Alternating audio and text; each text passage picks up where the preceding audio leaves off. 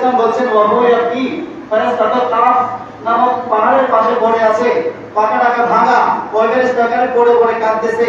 ফালাম্মা রাআনি, যখনই আমি জিবরিল ইসলাম ওই ফেরেশতাকে দেখলাম, ওয়ালা আতাশফাউহি, তখন ওই ফেরেশতা আমাকে বলছে, হে জিবরিল, হে ফেরেশতা কুল সরদার জিবরিল আলাইহিস সালাম, আপনি কি আল্লাহর দরবারে আমার জন্য একটু সুপারিশ করবেন?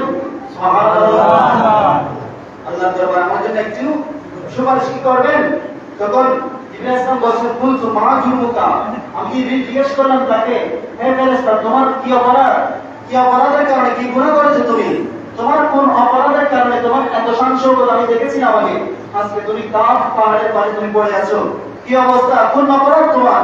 এটা যখন বললেন তখন ফেরেশতা বলছেন, কুনতু আলা সারিরি লাইলাতুল মিরাজ, আমাকে যেভাবে আপনি আসমানের উপর পালঙ্কের উপর বসা অবস্থায় দেখেছিলেন, ঠিক রাসূল পাক সাল্লাল্লাহু আলাইহি ওয়াসাল্লাম যেদিন মেরাজ শরীফে যাচ্ছিলেন সেদিনও আমি ওই পালঙ্কের উপর বসা ছিলাম।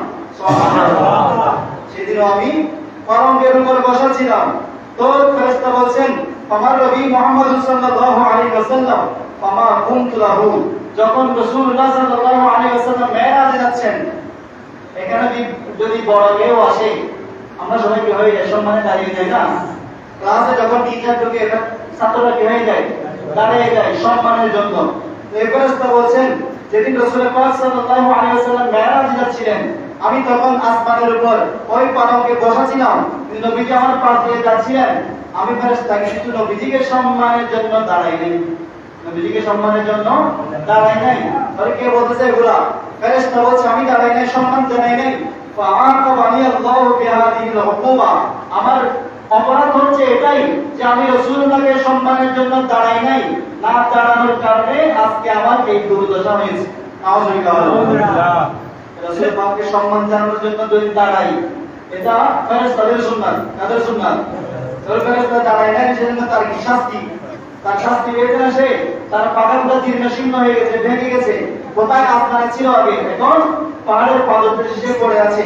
তখন ফেরেশতা বলছেন, ওয়াজআলানি ফি হাদাল মাকানি কামা তারা, আমি তো আগে ওখানে ছিলাম, এখন আপনি আমাকে দেখতেছেন আমি কোথায় পড়ে আছি আজকে।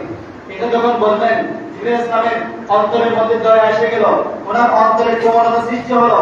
ফাতাতারাতু ইলাইহি ইলাল্লাহি ফাশাফাআতু লাহু, জিবরিল ইসলাম বলছেন সাথে সাথে আমি আল্লাহর দরবারে কান্নাকাটি করার মাধ্যমে ওই ফেরেশতার জন্য আল্লাহর দরবারে সুপারিশ করতে লাগলাম। সুবহানাল্লাহ, সুপারিশ এলো, সুপারিশ এখানেও আছে, কিয়ামতের ময়দানেও চলবে সুপারিশ। জিবরিল ইসলাম বলছেন আমি আল্লাহর দরবারে তার জন্য সুপারিশ করলাম। ফাকাল আল্লাহু তাআলা ইয়া জিবরিল, আমি যখন আল্লাহর দরবারে তার জন্য সুপারিশ করার জন্য হাত বাড়ালাম, আল্লাহ আমাকে বলছেন, হে জিবরিল কুল লাহু হাত্তা ইউসাল্লি আলা মুহাম্মাদ সাল্লাল্লাহু আলাইহি ওয়াসাল্লাম, হে জিবরিল আপনি ওই ফেরেশতাকে বলে দিন, ওই ফেরেশতা যতক্ষণ পর্যন্ত আমার রাসূলের উপর দরুদ শরীফ পাঠ করবে না ততক্ষণ পর্যন্ত তার অপরাধ ক্ষমা করা হবে না। সুবহানাল্লাহ।